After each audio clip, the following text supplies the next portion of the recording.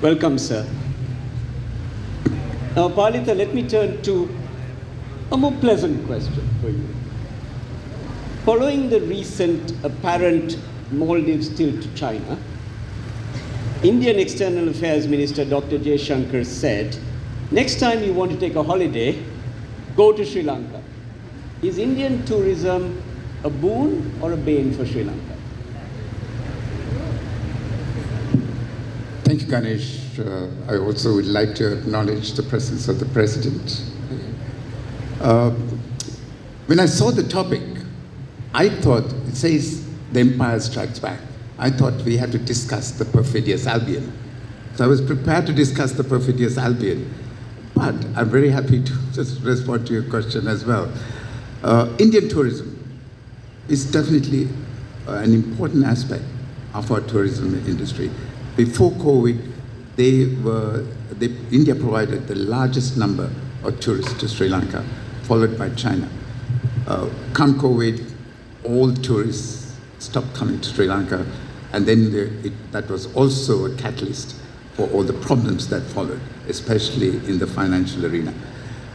But now that India is paying more attention to Sri Lanka, we should encourage it, because India is our closest neighbor, has provided us with inspiration over 2,000 plus years when it came to religion, when it came to ideas, when it came to culture, etc. Now, going back a few centuries, we go back to the time of the empires of the Mauryas and the others at that period, Guptas. India was a major inspiration for Sri Lanka. Our people came from Sri Lanka. Our religions, the two major religions came from India. Our trade was substantially with India. And also there were times when Sri Lanka had an impact way up north in Bodh Gaya. There are records of a Sri Lankan monastery funded by the kings of Anuradhapura being maintained in Bodh Gaya for almost 1,000 years. And that's been established in archaeological records. So Sri Lanka also had a big connection up north. But in the south, it was a different story. Sri Lanka was invaded time and time again by the kingdoms of southern India, and that had a big impact as well. When it came to culture, religion, people, the ethnic mix, etc. And then now we have another player.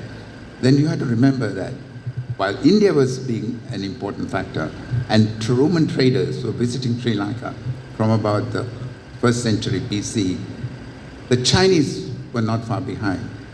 They started coming here during the Tang dynasty, and that was in the 2nd century BC. There are coins left behind by those traders from that period. And this relationship matured. And remember, it's something very important to remember, and this is not because I was the ambassador in China that I'm saying this, but China never expressed any interest of occupying any part of Sri Lanka over 2,000 years. Zheng Ho did kidnap a Sri Lankan prince. I will get on to that,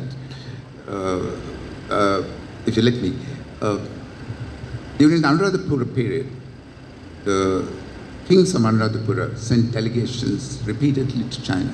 And the Chinese emperors also sent delegations here, largely because of the Buddhist connection. They were asking for the tooth relic, the begging bowl of the Buddha, etc. None of which was sent across to China, but they kept on asking. And then, of course, there was the famous Fa Xiang, the wandering monk who came to Sri Lanka and lived in Anuradhapura for 2 years and left copious records which help us to understand the life of people, the way we govern ourselves, etc., during that time. And then, of course, Zheng He, the famous general, whom according to the Scottish captain, submariner, Mackenzie, not only discovered East Africa, but also voyaged around the world. You need to read that book, The Year China Discovered the World, 1421, written by a British, a Scotsman. And he came to Sri Lanka 3 times. He left Stele in Galle, and we have it in the museum in Colombo. And the Chinese influence was a different type of influence because it was related to trade, it related to religion. And that, those 2 factors brought the 2 countries fairly close to each other. I'm going to come back to all of this. I have questions for both of you on that front. I want to just turn now to a subject with dinner approaching us at some time. I want to talk about food.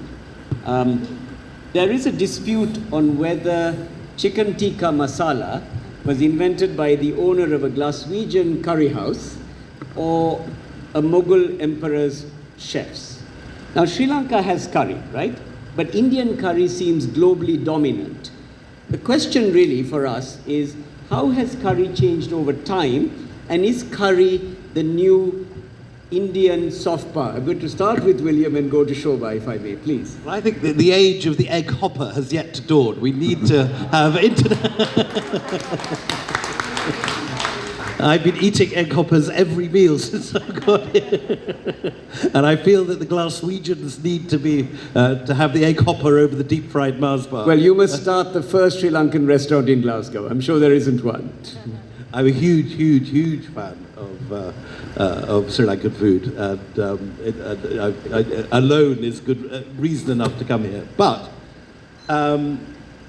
so the Scottish claim to this is there's I think he's a Bangladeshi living in Glasgow who said that when he was serving sort of chicken kebabs and dry Mughlai food, that the Scots came in and said, we want some gravy with it. And so he added some tomato soup. And that allegedly is the origins of chicken tikka masala.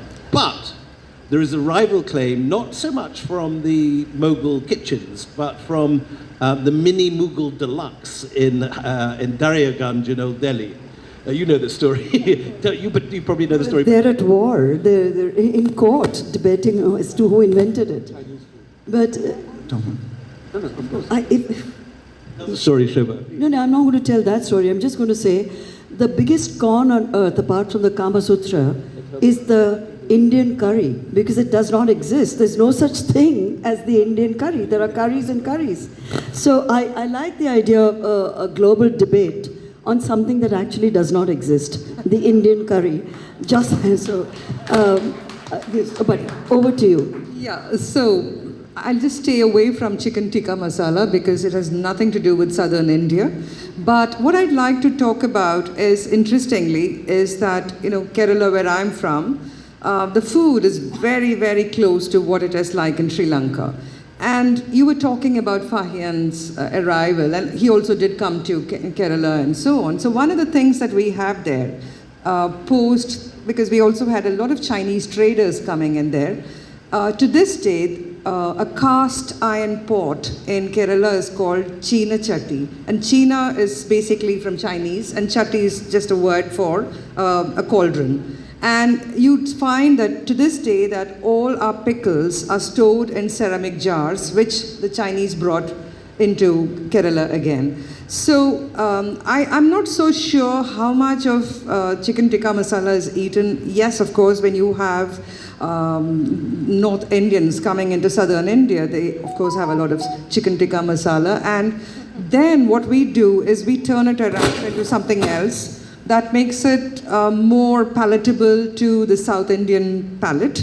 And again, an interesting thing that I have a kind of little research I've been doing is that any country I go to, I go and eat Chinese food there, simply because it's interesting to see how the Chinese adapt their cuisine to the local cuisine. So for instance, when you eat Chinese food in Spain, it tastes so much like paella.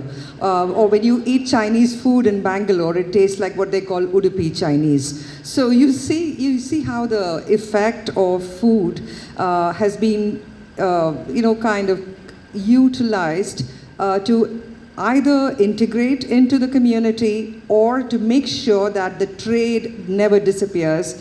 Because if they were to stick to exactly what it is like, how it is eaten in China. Probably no Indian would eat it. And I'm not so sure if whether the Western palate would be able to eat it as well.